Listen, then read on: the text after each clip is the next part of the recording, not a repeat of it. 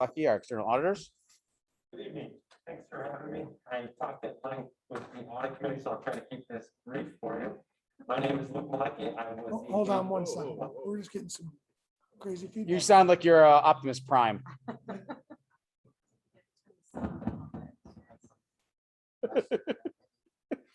on top. I'll try that again. My name is Luke Malecki. Testing. Just step back a little bit. They were just in here, and I mean this, seriously, they were in here fixing this today. So go ahead, give it They a fixed try. it. Try it again. Is that better? No. Just stay back from it. I'll It'll just step catch it. back here. All right, I'll try to, if it gets good, just signal like this, and I'll step over there. My name is Luke Malecki. I was the partner on your external audit. As you most of you are well aware, you have three different types of auditors that come into your district: internal audit, external audit, and claims audit. My role and with my firm is to perform a audit on the general ledger of your district to determine whether or not the financial statements fairly present the district's year ended June 30th, 2021. We are in the final phases of that audit. In front of you, you should have two different sets of information. The first being a presentation, and then the second being a draft set of financial statements.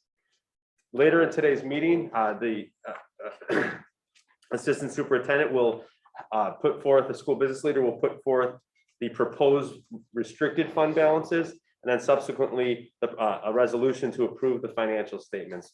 Once those are passed, we'll circulate a representation letter and should be in a position to release the financial statement package early next week. We're hoping for around Tuesday.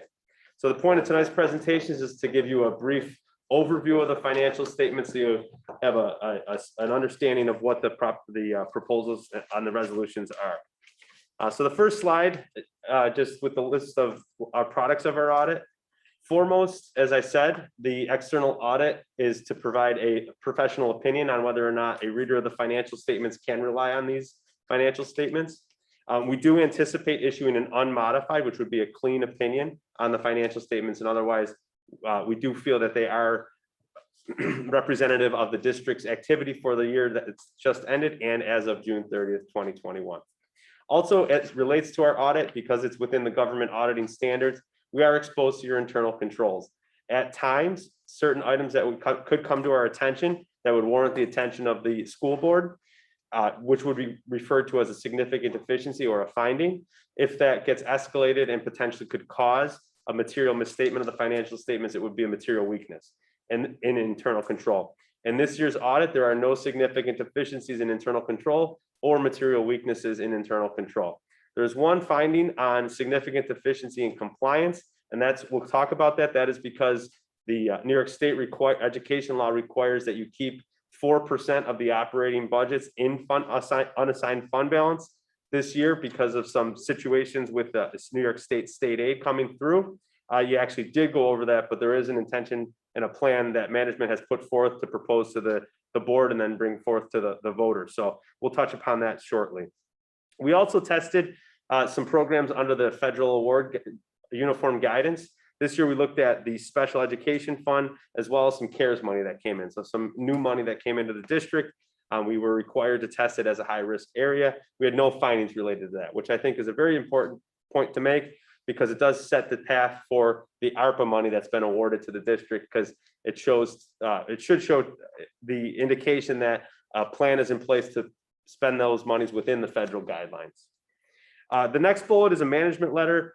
We did discuss some minor observations with the audit committee and with management earlier. None of those will make it to the management letter. This year's management letter will consist specifically of future reporting requirements. So the business office is doing a great job down there in the fact that the only significant deficiency, only finding in the audit is related to a fund balance that is very difficult to control based on the timing of the monies funding the Tuscarora school from the state, which again, we'll talk about that shortly. The next bullet is an auditor communications letter. We do issue a letter that runs through the certain assumptions and roles and responsibility of the audit versus the school's management. We did discuss those with the audit committee as required, and those will be provided to you as a hard copy next week. The extra classroom activity report, just something unique for this year. the extra classroom funds are now going to be included as a separate fund on your financial statements. So when you look at the fund financial statements, if you compared them to last year, there's a new column that says Student Activities Fund. That's because of an implementation nationwide of government auditing accounting standards number 84, which requires that those now, the state had provided guidance that those now get reported in the special revenue funds. We still do issue a standalone report on the cash basis, showing where those extracurricular activity programs cash balances are. Before we get into the big change in the current year, first we'll look at what was the next slide shows the voter approved budget. Your school district is unique in that the financial statements as they're presented has the general fund, but within the general fund, there's also the Tuscarora fund, which we refer to as the AT fund. So they're school funding, which then gets subsequently reimbursed. So the district will support the schools that are reimbursed by the state, and then you kind of sit in a waiting program until the state decides to pay you. And that's kind of where typically the fashion is that about 1 or 2 years of a lag. This year, the state came pretty much fully due on their amounts. But before we get into what that fund balance looks like, I just wanted to walk you through how the actual year went for the general fund. So the general fund, as you can see, the revenues were somewhat consistent at the end of the year. Page 2, correct? Correct, sorry, page 2. I tried to show you, but I got a lot of notes on mine. Page 2. Thank you. I'll refer to the pages next time. Good point. So the revenues at the end of the year were 74.3 million for the year ended. And that's about $1.5 million more than last year. So pretty smooth year, 2% increase, which last year at this time was kind of unpredictable. The state was threatening to withhold 15% of aid and a lot of uncertainty with the COVID pandemic crisis. In the end, the state did provide a little bit more revenue than in years past, and that's because they did come basically fully paid in full for the services that you provided on behalf of the Tuscarora schools. So that was a big shift in that 1.5 million, about 800,000 of that. And additionally, there's a little bit of fluctuation with unknown refunds from BOCES programs and such like that. Really took up the rest of that amount with a little spending within that CARES program that was unanticipated with the budget. On the expense side of things, you see a little bit more of a hiccup last year, and that was designed. You, as the board, elected to shift $6 million from the general fund's capital reserve to the capital projects fund. So typically, we'll see about anywhere from $4 to $6 million transferred from the general fund to the other funds. Last year, fiscal year 2020, you actually shifted twice at about 12 million. So if we isolate that and put it more and just look at the operational expenses, your operational expenses really follow the cost of living, increasing by about 2%. That was there was an increase in your health insurance benefits, but that was offset by some savings in the COVID pandemic, less substitute teachers, less after school programs, and those kind of things. All told, the expenditures did increase by about 1.7 million. So really the revenues keeping pace with expenses, which is anybody's goal in the government right now. When we look at the actual plan of spending, that's outlined on page 52 of the package there. That's the voter approved budget and how the district's actual expenditures and actual revenues performed as compared to that.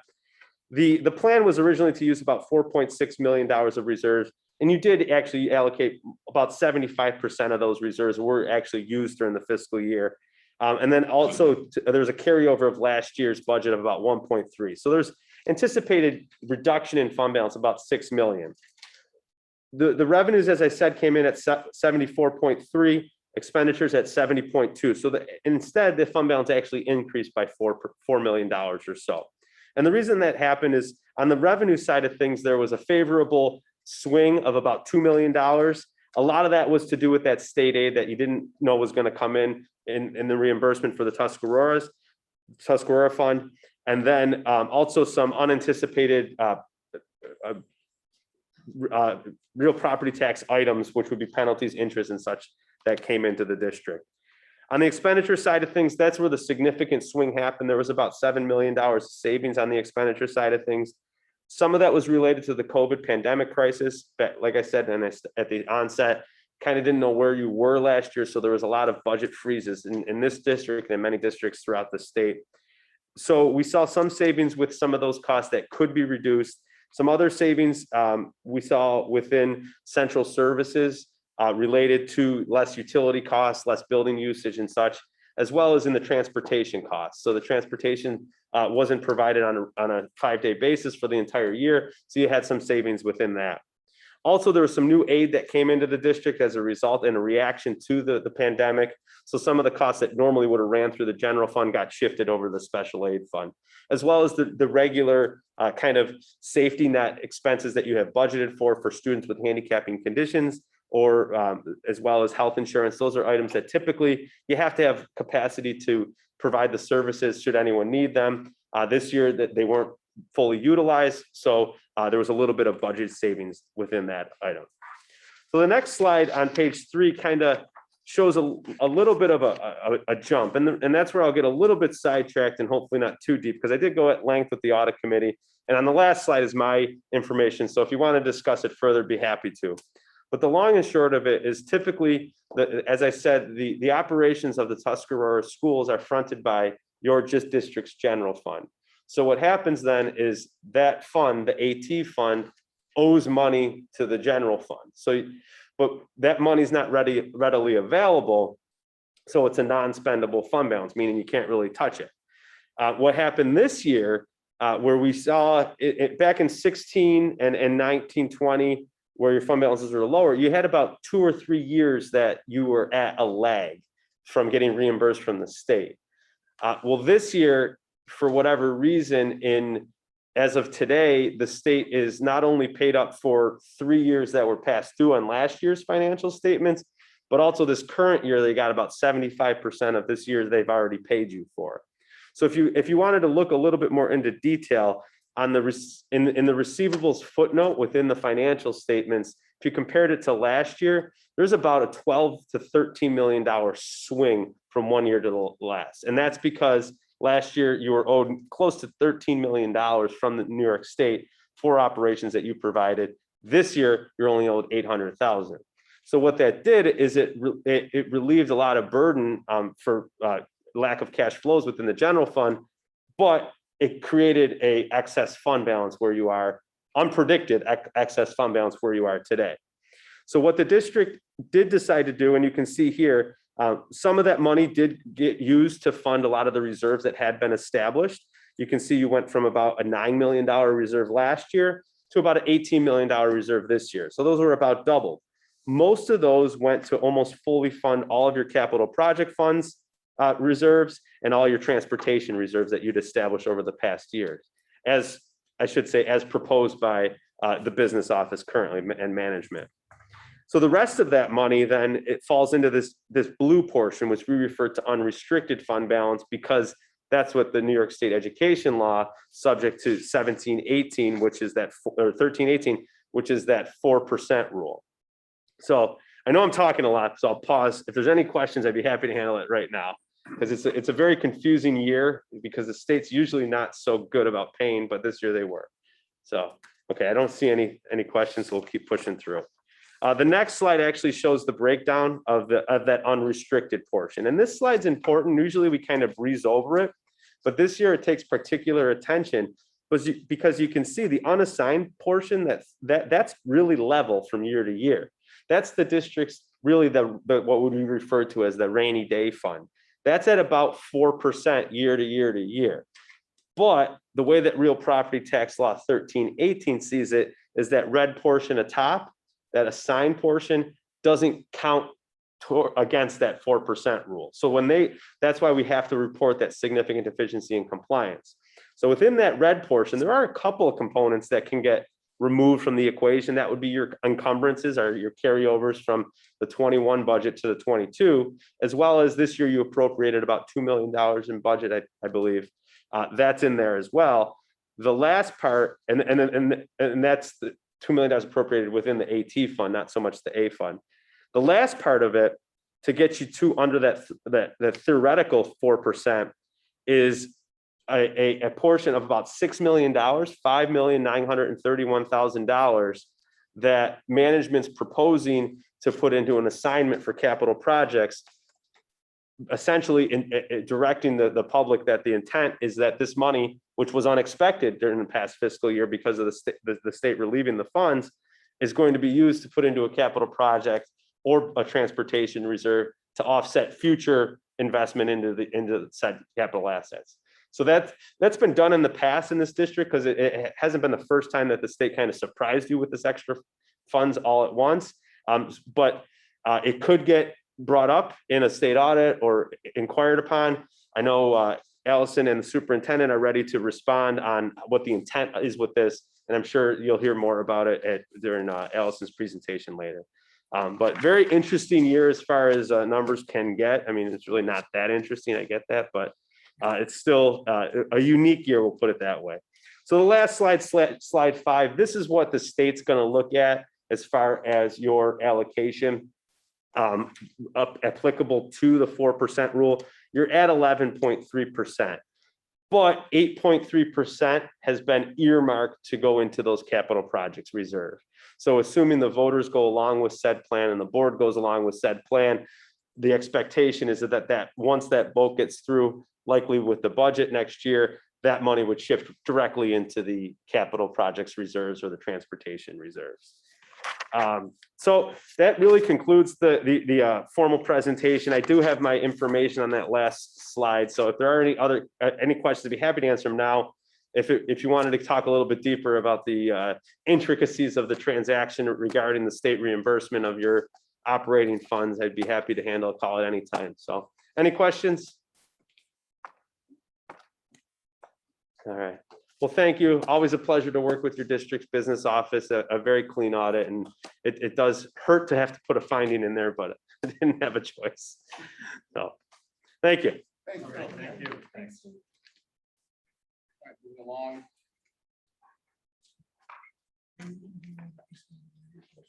Yeah, under finance. All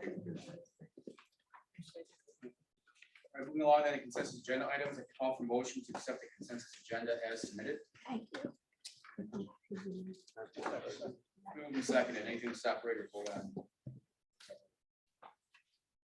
right, then all those in favor, please say aye. Aye. Abstaining, motion carries. Call for motion to accept the personnel report as submitted. Second. To discuss or to vote on separate. All right, then all those in favor, please say aye. Aye. Abstaining, motion carries.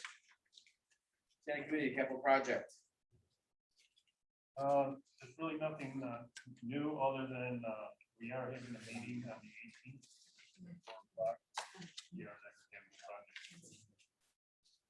Okay. Audit committee. Just one addition on that, we're still looking for community members for that capital project committee. Won't be as important that they're at the October 18th one, right? But whatever we schedule after that, because we're going to start talking about future projects, it will be important if someone's interested out there. All right, audit committee.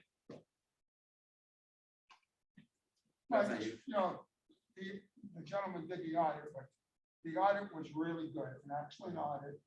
And I just want to commend Allison, Marjorie, Dan, and everyone else involved on our side with the audit. It was really good audit for us. All right, policy committee. This is our reading policy. All right, the call, we're gonna be calling for a vote for our first reading of policy 3221, the use of service animals, policy 6150, alcohol, tobacco, drugs, and other substances for staff. Policy 7320, which is alcohol, tobacco, drugs, and other substances for students. Any questions for the policy committee chair on any of those items? Is there any change in them or just? Can I? Okay, just really quick. So the first one, the service animals, we haven't had that in there. It gives us an opportunity for students who may need a service animal or who would benefit from having some type of service animal to do it. We're actually doing a little piloting with it right now, but it's good to have a policy in place for that. And the other two, it's language that just has to be changed on account of the law that's changed around marijuana use in New York State. Okay. right, then, all those in favor of accepting the first reading of those three policies, please say aye. Aye. Opposed, abstaining, motion carries. All right, our ex officials, oh, no, I just passed over. You have a fundraiser there for informational item, which is basically based on the Lego Club. If you get a chance to read those over, please. We don't have our ex officio students member report. President's report, I will defer to the superintendent for his report. Great, thank you. First, I don't know if I can overstate this enough. We've all had a really, interesting, difficult year and a half, right? And last week, at our high school, it was homecoming week. And I just want to commend the students, the staff, the administrators, the families for everything that went into that week. It was incredible. I wish I had a real head count, but we're estimating somewhere around 2,000 people were at the homecoming football game. It was unbelievable. And what was really unbelievable was the behavior of all of the people in attendance. Really, it was pretty amazing. It was outstanding. So, congratulations. And the next night we had the homecoming dance, over 600 students in our high school courtyard. Again, just no real issues. So, again, I want to commend all of our students, our families, our the staff for the incredible work that they did for the entire week, for all the activities that took place that week, and particularly for those two very large events that I think went extremely well. So congratulations. I know if Anna was here, she'd certainly be talking about those things tonight, I'm sure. So that was number one. Second, on October 15th, right just prior to the home football game, we're going to do a turf dedication. So those who were involved in the capital project committee at some point, the board members certainly invited to come and take part in that celebration. The day after is the Eco Campus Revitalization Project. That's October 16th in the morning. That's a Saturday from 8 to 11 a.m. I've talked a number of times now at these board meetings about the inequitable funding for Tuscarora Elementary School. We continue to push that agenda. We are really hoping that Governor Hochul puts additional money into the executive budget to cover the three schools in New York State that are on native lands. They all need extensive work. Just the one example I can't give enough. In the years that I've been in the district, we've spent approximately $55 million for capital improvements, okay, for our other 5 buildings. That's if you break that up by building, that's about $11 million per building. In that same time period, New York State, who's responsible for the upkeep of Tuscarora Indian School, have spent less than $200,000. 11 million, less than 200,000. Can't stress enough, we continue to push that agenda.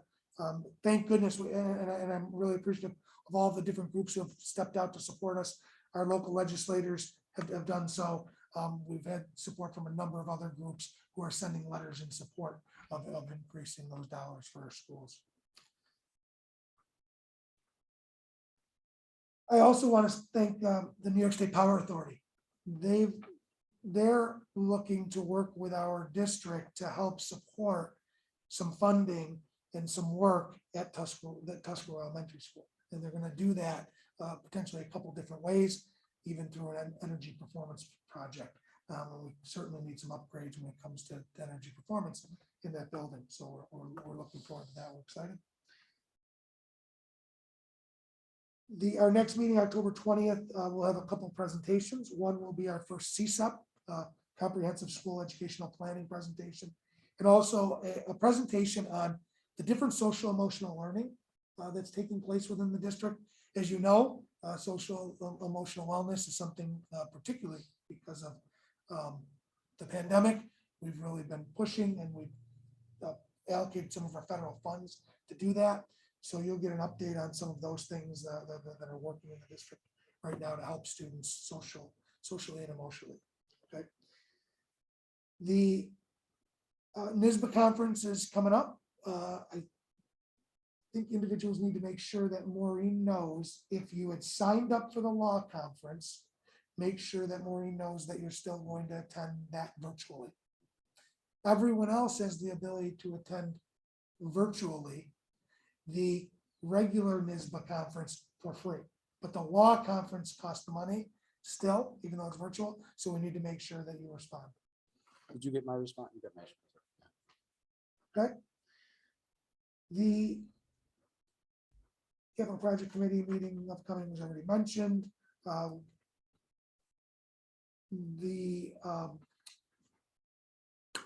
Here's my recommendation right now for overnight field trips. We have not been doing them, okay, through COVID, but we're going to very likely come up against students involved in competition, whether that be music, athletics, having to, winning, moving on and to the next competition, which it very likely could be places where they'd have to stay overnight.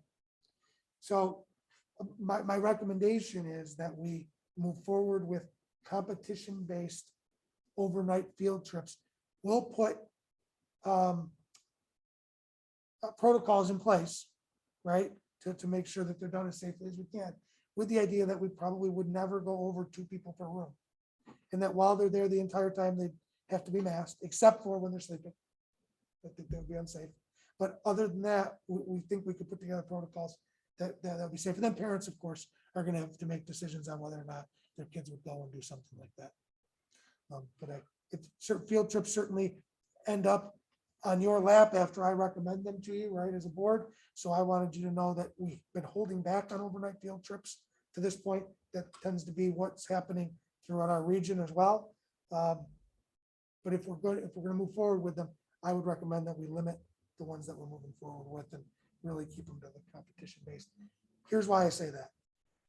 We're doing a really good job within our buildings, I think, of keeping transmission down to really zero. We're not seeing it transfer from one person to another because of these. But the community transmission, everybody knows that 100 per 100,000 number, right? That keeps it, if you're over that, you're in the red. Well, we're at like 219 per 100,000. So I think it's important for us to keep that, if we're going to do it, that we keep it contained to the number of people who really feel need to go on those trips. So I'll listen to your thoughts on it. I agree. I believe so. Yeah, no, I'm in agreement. I know that New York State Athletic Association, public high schools has some protocols in place that whatever team is in that region follows that protocol for that, because there's different areas of the state at different levels. So I know there's some restrictions. I know tennis coming up specifically. They have to move into this. Yep. So I agree, but are you saying if they go to, we'll say Auburn, we would follow the protocol in Auburn, not what protocol we made here? that is correct. And I think, just to be clear, I think what you're saying, John, is for the sporting contest. Right. But as far as like hotels, that sort of thing, it would be the protocols that we set for the Right. kids. Yeah. But as far as the sport, because the example, I think the Yeah. example that you're giving with tennis is, it's been an outdoor sport. It is, right? But they tend to move those activities indoors. The indoor rule is that you have to wear a mask for sports. That is something that is, I know, being discussed and will be addressed again with the New York State Department of Health with the winter season coming up. Oh, yeah. So it's something that they're working on. So I don't want to get into that too much now till we know a little bit more, but that is something. So the protocols of the trip itself, driving there, being in the hotel, those would be the protocols that we would set. John, did I wear masks in the pools, swimming pools? Depends if there are visitors, fans allowed. No, the swimmers themselves. No, No. well, performing, no. No. But when they're on the water. No, just when they get out. On deck, yes, and the Alright. expectation. Yeah, would that's be- what So everybody's comfortable with that? Yeah. Okay, thank you. And two last things. One, the food service, I always say this at the end, and now it's not gonna be the end. At the end, but food, both breakfast and lunch are free for all of our students until June 30th of 2022. And then I know, and maybe this is something for later, so tell me if it is, if we want to have some discussions about, situations perhaps that might come up where we may need to, as a group, go hybrid or virtual, like as a board. So We'll have that in board if discussion. you want to do that, okay, You great. want to do that now or? Items for board discussion. Great, great. Thank you. That's all I have. Any questions, superintendent's report? All right, Allison.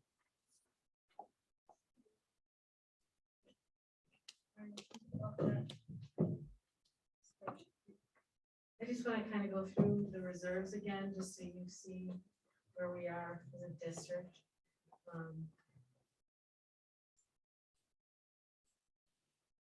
This spreadsheet shows our current reserves on the left and the beginning balance at the beginning of the year, the usage, in other words, how much we put against the current expenditures in the 2021 year, any interest that was earned, and then there's a subtotal. And then the funding piece is what I'm going to ask you to approve tonight. That's basically refunding reserves that we've had in place and funding new reserves, and then the ending balance. So I'll just go through them quickly. The workers' compensation reserve, we utilized $250,000 against expenditures in 2021. I'm asking to refund it another $800,000, bringing the ending balance to just over 1.48 million. The ERS retirement reserve is the reserve for the non-teaching staff retirement. We utilized $800,000 of that in 2021. I'm asking to refund it an additional $1 million, bringing that balance to just over 2.2 million. The TRS retirement reserve is for our teaching staff, their retirement. We utilize, that's the newer reserve that we just put in place a couple of years ago now, I think it is. $300,000 was used in 2021. I'm asking to fund that an additional $550,000, bringing the ending balance to $779,693.62. And just so you are aware, the ERS and TRS reserves, those dollar amounts are not, they wouldn't fully pay for the expenditures for a year. So just so you know, they are nowhere near fully funded at all. So our expenditures far exceed those amounts. The EBLAR reserve, we spent $500,000 in 2021. I'm asking that we don't refund that. And that is because that reserve has to sit there, and it's not a reserve that the board can act on and say, like, if we were short somewhere that I could move to a different reserve to utilize against expenditures. It can't be done. It has to sit there. It can only be used for those folks that are medical into health insurance into retirement benefits. So I think the balance that it sits at is a good one. It's just over $1 million, $1,031,000 and some dollars. So I'm advising that we just leave that. The capital reserves follow. So we have right now 3 transportation reserves, a 2017, 2018, and 2021. And I put next to them the dollar amounts that they maxed out at. So the 2017 reserve is a $2 million reserve. It's fully funded. We have an ending balance of just over $594,000. We have a 2018 transportation reserve that was $2 million. These are all public voter approved. That is also fully funded. The ending balance in that reserve is $2,036,259 and change. And the additional money in that is interest that's earned on those reserves from sitting there. 2021 reserve was a new reserve we established last May. We have enough to fully fund that. I'm advising that we fully fund that, bringing that total to $3 million. We have a 2017 general capital reserve that was $6 million. That one has been fully expended. That was used on the current project that we're working on now. We have a 2019 general capital reserve, also $6 million. I'm advising that we put in an additional $4,312,406.12, which would bring it to the $6 million fully funded mark, so that would leave us just over $4.8 million in that reserve to spend on capital projects. We have a capital technology reserve that was just recently approved, and I'm advising that we fully fund that at $2 million. The next line is our encumbrances, so that 1.4 are encumbrances that were carried over into the 21-22 year. The last line, you'll see the unappropriated fund balance at 4% is at full 4% capacity, just over 3.168 million. Assigned unappropriated fund balance, the 5.9 million, I'm sorry, let's talk about the appropriated fund balance, the 2.24, $2,234,657 is what's appropriated in the current year budget to balance that budget. So the last piece I want to talk about is that assigned unappropriated fund balance amount, that $5,931,803.49. That is the piece that is in excess of our 4% that I'm advising that we keep in an assigned unappropriated, so that when the May budget vote comes up, we can establish a new capital reserve and decide what kind of balance we want in that reserve and appropriate that money to that reserve. That would give us just under 6 million in that reserve. And we also have just over 4.8 million in the current capital reserve that's available for use for future capital projects. Does anybody have any questions?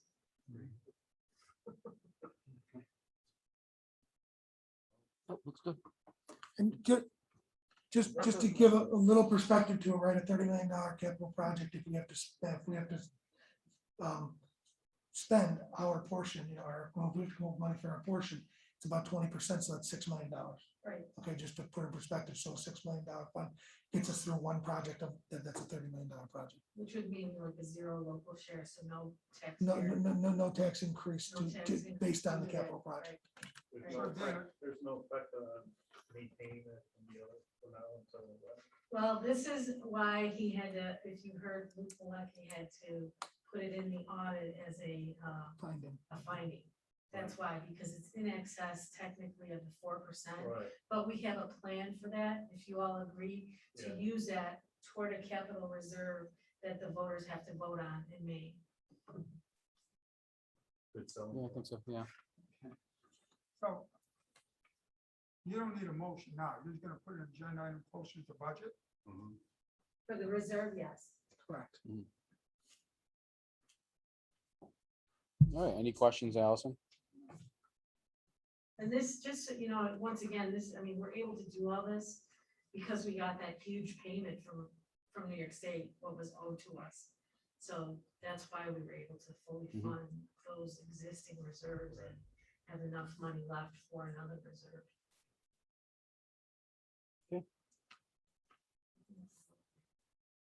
All right, if there's no other questions, then thank you, Allison. All right, we have 2 items for board discussion. I'm sorry, can you make a motion to accept that? Oh, Oh, reserve? accept it? I make Yeah. a motion. that would actually be done under new, wouldn't that be under new business then? And it's under finance. Well, it's reports to the board though, so I'm we, sorry. we, Yeah. we do it under new business then, Okay. so. All right, items for board discussion. Our first item is the discussion of the hybrid model for board meetings. Yeah, go ahead, Dan. So in New York State, we are again allowed you are allowed as a board to make decisions about the kind of board meetings that we hold, whether it be in person, hybrid, or virtual. All those are available to you. My thought on it is this: the ability to go hybrid, meaning some of us would be here, some would be home, would certainly allow people if they got sick, if I came down with COVID, if I came down with symptoms that were COVID related, I could still join the meeting. Maybe you don't want me to, so that's a bad example. But if one of you wanted to, right, you could still join if we did hybrid. The ability to at some point go virtual if we needed to during this time period could certainly be utilized like during really bad weather. Like if there was a situation where we knew on a Monday that things looked really bad for Wednesday, we could put something out saying that we're gonna go virtual Wednesday because it looks like we're gonna be, there's a chance we're gonna close, there's a chance, any of those things happen. So it gives, I think it provides some flexibility for the board. That's all.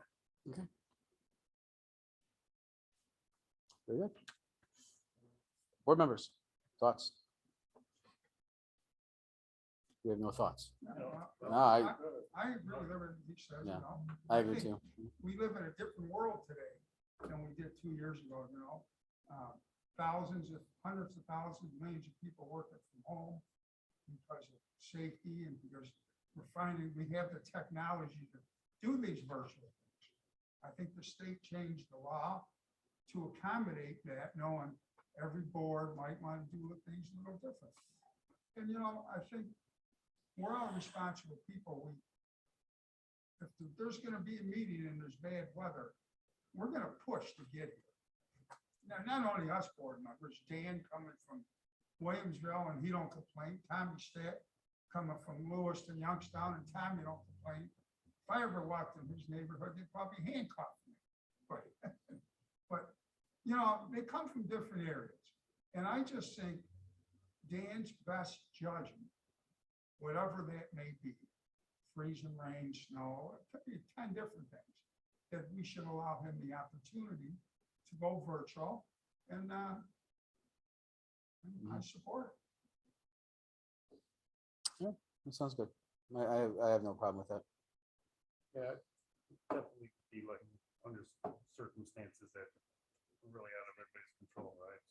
You just gotta remember though, if Maureen, correct me if I'm wrong with this, is that we have to give public notice for it greater than, is it 24 hours or 48?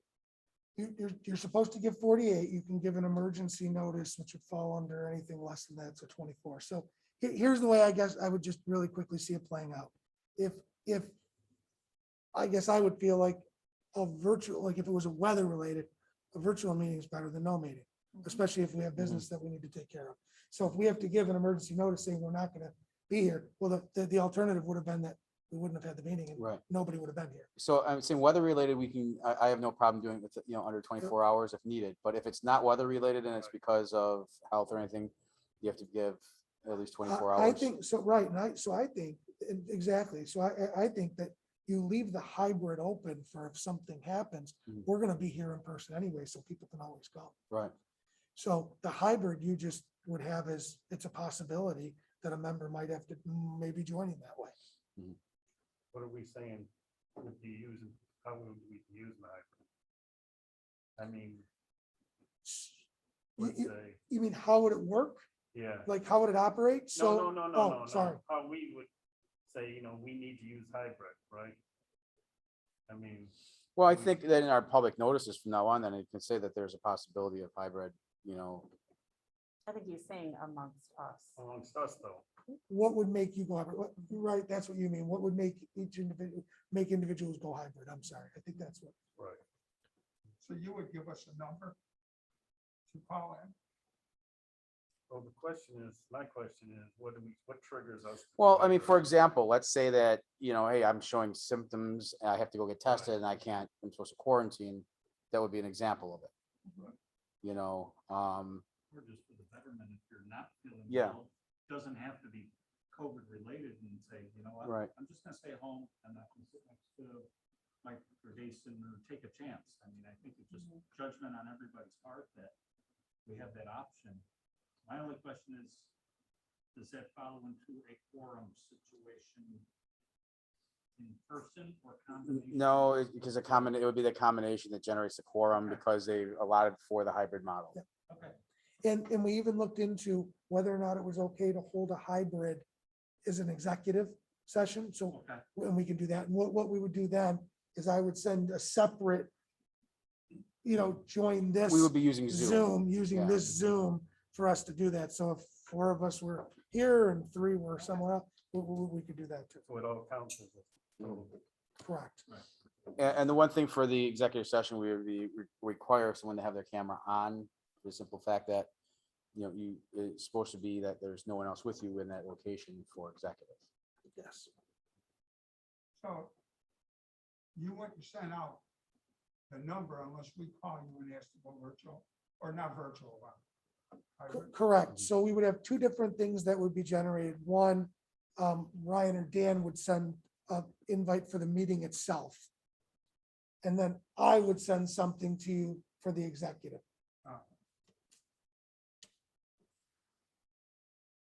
Very good. All right. How would that work here? We're here with executive. Is that gonna be something? So what we would go down to like our normal room. I would pull up whoever's joining on the virtually computer? on the computer here, and we would have everybody in the room together that way. So like the financial, you make a motion in a new business? There's no motion needed for this. It's just a He's decision. done with the financial piece, Oh, yeah, that's gonna be under new business. Yeah. Yes. And nothing has to be done here. No, nothing has to be done with this. This is just us deciding that. Okay. The other parts for discussion is the letter that was on the superintendent's comments. Do you want to just, So, yeah, just really quick, we had a request to utilize our field. We have a set schedule that we've put out to people for charging for that. There is a group that is requesting to utilize it and asking that it looks like they were at a loss for a place, okay, to find a place. And so kind of fairly last minute, they're asking if this weekend they could utilize the field, if we would waive the cost. It is actually for an all indigenous lacrosse team. It is, as I think many of you know, Indigenous Peoples Weekend. And they're asking if they could utilize the space. So we know that we normally have a cost for this. I'm bringing it to you because I wouldn't waive those things after something's been approved by you as a group. Leave it at that. I think in this situation, this would be actually a very good thing, piece. We allow them to use it. But I want to hear from the rest of the board. What are they using it for? Good, but I wonder moving forward, when other groups come, are we gonna consider those options as well? Is this just a one-off thing? How are we gonna proceed with that? Then is there associated costs with potential cleanup, uses of whatever, are we absorbing that cost as well? That's a great question, right? I mean, I think that there would certainly be some cleanup afterwards. It's not like a large spectator event, it certainly doesn't look like it's more of a practice event for this national team. So I don't know that there would be, as much as you would have if you had a game or somebody in the stands.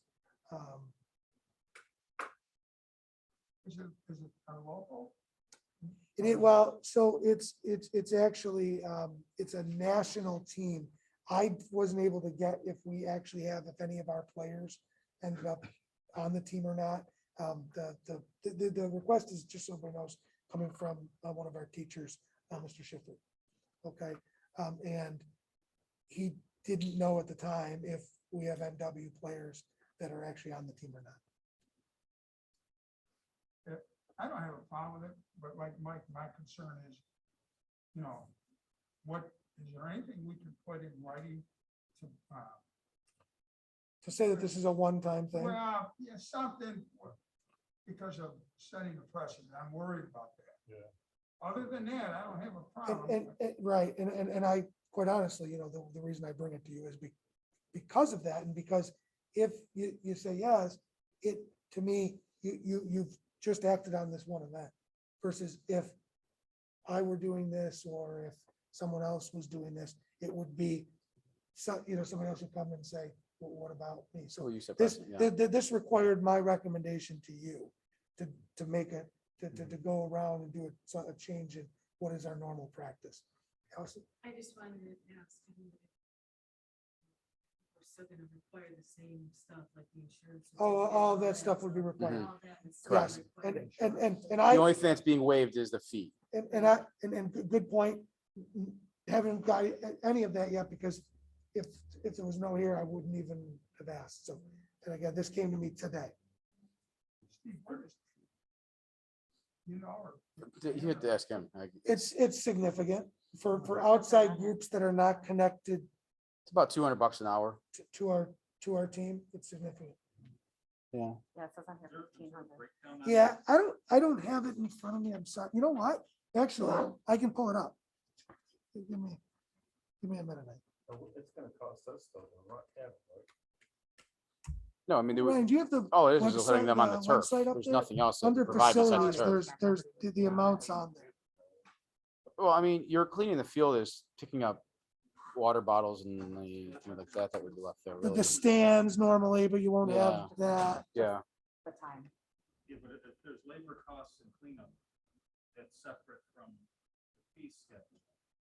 It's up, but what happens is when somebody puts in for the permit, all of that is. It's $250 an hour. Rolled in. Understand.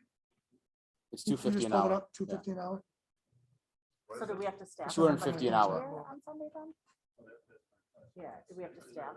I think what I would do with this person is they're a coach. They could certainly be here. They would have the first day, they would have, if that person was interested in being the one here. I'm fine with it. I think it's cool. It'd be good for us. again, would, I'm just thinking out loud, would it be more beneficial looking down the road if we said, okay, not 200 for this particular thing, $10 an hour or $1 an hour? I mean, So listen, I mean, I think that we said this when we created this schedule to begin with, it was new. We said we were gonna be looking at this again anyway.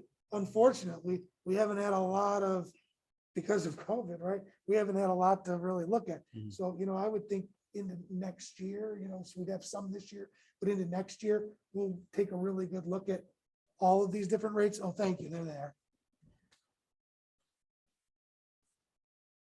And remember, we created this based on a number of other districts' schedules and kind of found kind of a middle ground, and this is what we.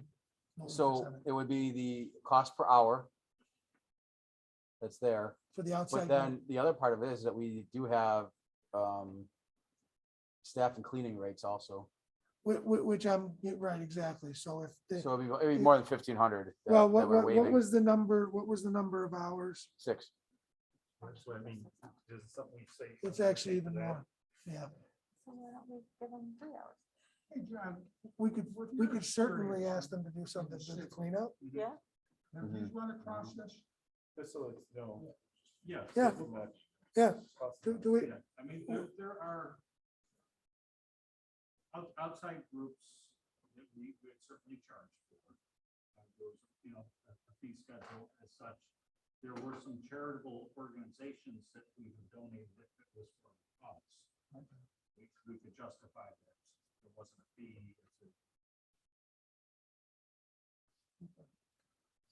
so how about we do that? How about we let them know that we need the facilities cost paid for? Comfortable with that? and how much? would that More be? comfortable with that? Well, I think certainly there's the cleanup cost. I think we have to discuss, I'll discuss separately with the person who's making the request about the facility staff. If perhaps if he's there, maybe we have somebody just before and after to do the cleanup. I mean, or after to do the cleanup. So you're talking And then about we 2 do the hours, cleanup. maybe hour before, hour after. And maybe an explanation to Coach Schiffer is we have to worry about down the road. Absolutely. Oh, You know, he that's what the board is really love to do it, but we. gotta worry about absolutely down the road. understands that. Yep, yeah, but I'll reinforce it. Mhm. Okay. All right, any items for board discussion? I do have one more. As John and I have spoken to a representative from NISBA, you met him at the meeting where he presented the banner to us. We've been talking about some changes to the board meetings to just improve a few things. One of the first things I want to institute is that I want us to be able, we have a sign-in for anyone who does come to the meeting. So any community member that does come, there'll be 2 signups. One will be, you have to sign in that you come to that you're here for the meeting. The other one is if you're signing up for, to speak. So he says we should have a record of who does attend our meetings. So what's your thoughts on that? You agreement to add that? Okay. So that'll be one, as we talk to him, we're coming up with a couple of things to improve, the meetings and stuff like that. And that's the easiest, the main one that we need to hit up right away. I just know that we, like last meeting, we had some people that came and gone, they came and went during that meeting. It was like, who are they? We need to sort of have a record of who was here. Yeah, and certainly and this isn't even new to now, but every once in a while you get people who aren't from the communities who are coming Mhm. and entering, so, yeah. All right. Any other items for board discussion? I just want to revisit the hybrid meeting thing, just so I'm clear. Is the expectation that we are here in person though, unless there is like a circumstance? Correct. We're talking about for us. Yeah, I mean, it's not just like, I don't feel like going tonight and getting dressed, so I'm gonna like join in via Zoom. Can I ask this? Do you want that person to let Steve know? And then if once that decision, once that's done, I give them the information to get connected? I'm That's asking the fine. group. I'm asking the group. I think that makes sense. We're saying like if all of a sudden, hey, you know what, I'm in my PJs already. I don't feel like going to the meeting. Exactly, That doesn't work. That Right. doesn't The count for expectation it. is You're here in to be here. person Unless We should there's be here a first. circumstance. But I mean, at the end of the day, it doesn't matter because we don't come sometimes from vacation or, there's nothing saying we really had to be here. For an example, me, say, sometimes I have meetings in conflict that I might be able to come, like I've been to most meetings, but sometimes I'm running late. But I might be able to go virtual for a half hour. So why would you want to restrict? So, but that's not the issue, Rick. The issue is like, just say, hey, listen, I got home from work. I'm in my, I dressed out. I don't feel like going out again. I'm just gonna go virtual. That's Whether we had a hybrid or virtual, or we hybrid. wouldn't do nothing to them anyways. No, but you know what? The thing is that we shouldn't be using this as a way of saying, hey, I just don't feel like going to the meeting, driving out to the meeting tonight. It's not weather. I'm not sick. I just don't feel like going and driving out. So I'm just gonna do it hybridly.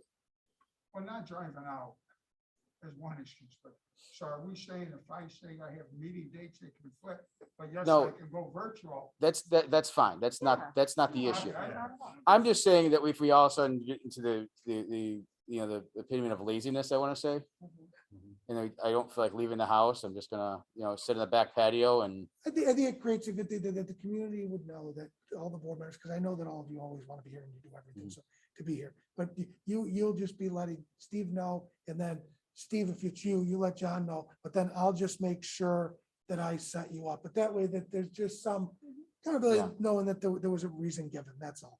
Mhm.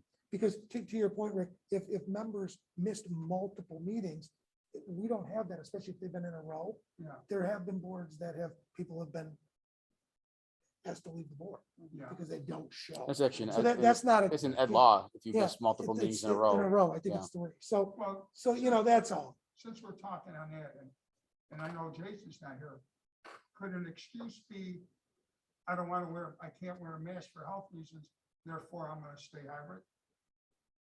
I mean, I'm not, I Oh, don't. if somebody couldn't because of health reasons, I would think that would be, if they had Mhm. if they had health documentation saying, I think that's actually one of the reasons why the states allowed it, because you would have some people who, because if somebody had a medical no Mhm. saying, geez, I can't, absolutely. What if he didn't have a medical? He has to have a I'm medical. trying No, to we educate- I'm we've trying to understand. we clarified that with NISBA, that a member here, just like an employee, must provide a medical note stating that there's a medical reason for not doing that. And it has to provide it to the superintendent, not me, by the way. So it'd be just like his employee. But that's a good question. Am I gonna change and put anything in there? For the regular meetings that somebody would show up hybrid for, I wouldn't at all. Okay. Only if we go virtual, Okay. would you make the change. Well, hybrid, I mean, no, it states in there that we have to give notification for hybrid also, that the meeting is going to be hybrid. And meetings have to be transcribed. They're live still. I read that, when I read that regulation, it If was, it was that- hybrid, not if it was virtual. was hybrid also. Let's just do a double check. I'm not Mhm. saying that's wrong. we'll do a double check. You are, but you have to give a notification That you're doing it hybrid as well. that you're doing hybrid as well, and it has to be transcribed. So then if assuming that that's the case, then Maureen, whenever Steve or John finds out, and then I know, okay, I'll let you know so that we can give a notice, even if it's an emergency notice. We're still meeting, we're still gonna be here live, but we're saying that it's gonna be hybrid as well, if that's the way it reads, okay? I'll look that up right now anyways. Good.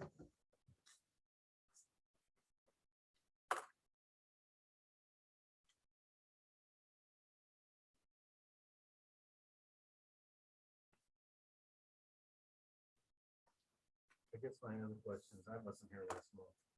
I was out of town. That's something we could still do a hybrid or.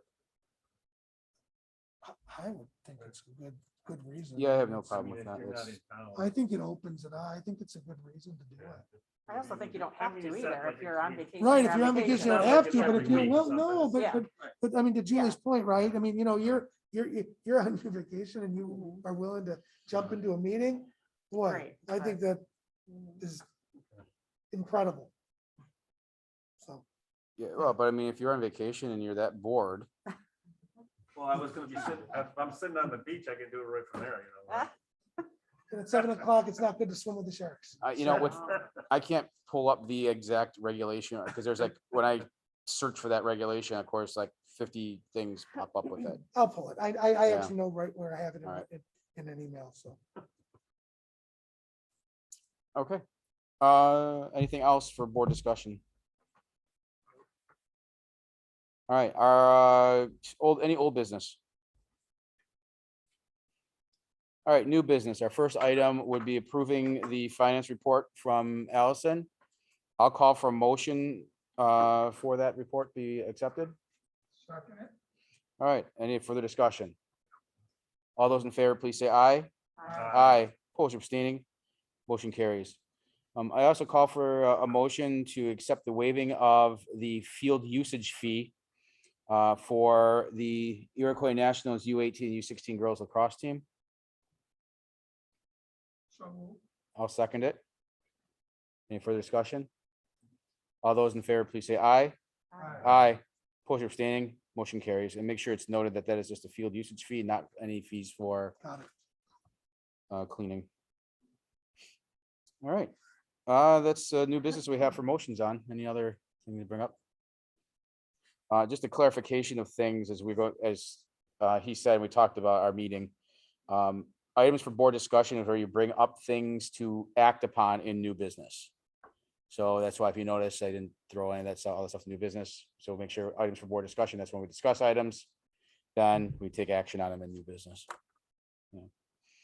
All right, any public comments at this time? Board member comments? All right, if not, then I like to call for a motion to adjourn. All those in favor, please say aye. Aye. Opposed or abstaining, motion carries. Adjourned. Great job, Allison.